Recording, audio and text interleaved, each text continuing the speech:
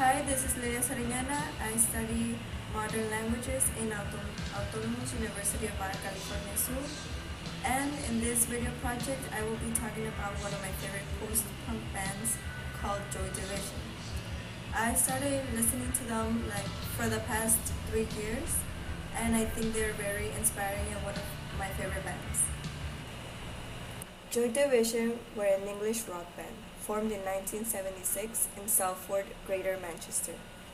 Originally named Warsaw, the members that formed this band were Ian Curtis, which was the vocalist and played guitar previous times. Peter Hook, he was in charge of the bass guitar and backing vocals.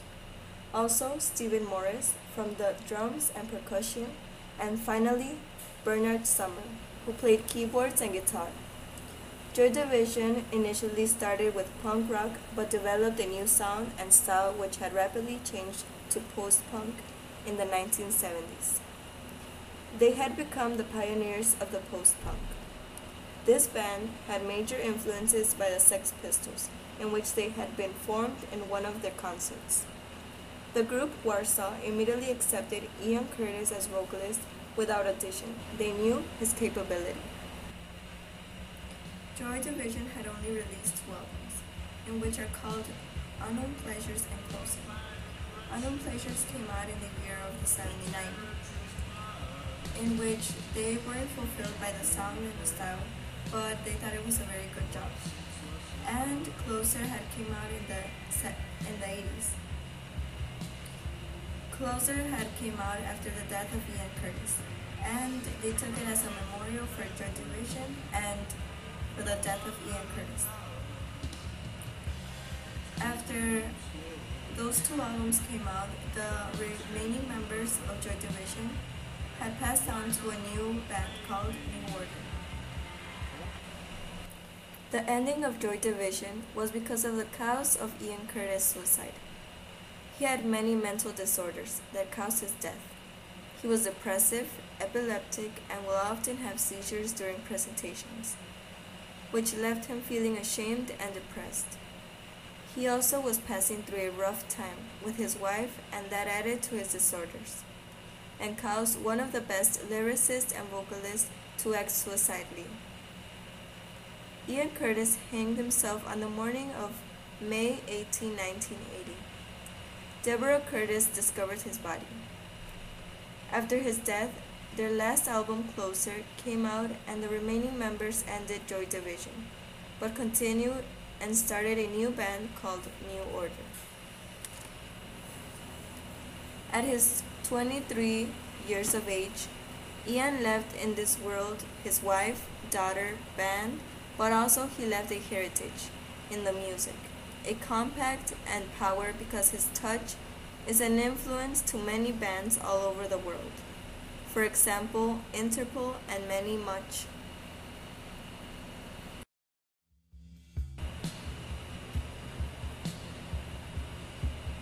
As I said before, this band has been dissolved in May 1980 after the suicide of their lead singer Ian Curtis. Though they found only modest success during their short time of career in Joy Division and released only 2 albums, they are considered one of the most inventive, influential groups of the era. And as Fahm Jerk said, they left just a small bit of music and then a huge echo that still rings. The remaining members that joined New Order have a different type of style, but in a way, some of the inventive things that Ian Curtis left them has still been remaining there. And they have a dark, cavernous sound, and their use of synthesizers and electronics make New Order a different style, but a different, unique, and very important group, also as Joy Division.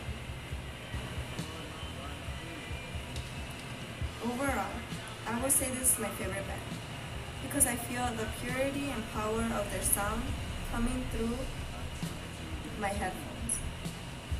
Honest, bleak, unrelenting, raw, undulating depths of sorrow and mystery that you feel in their songs. Also, in their documentaries and other books, you can tell that they had no desire for fame or riches, just honest artistic vision and execution, fueled by genuine sorrow and suffering.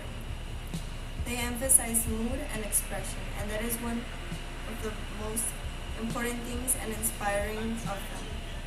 And that is why I really enjoy Joy Division. And that is all for my video project. Hope you had enjoyed it, and see you next time.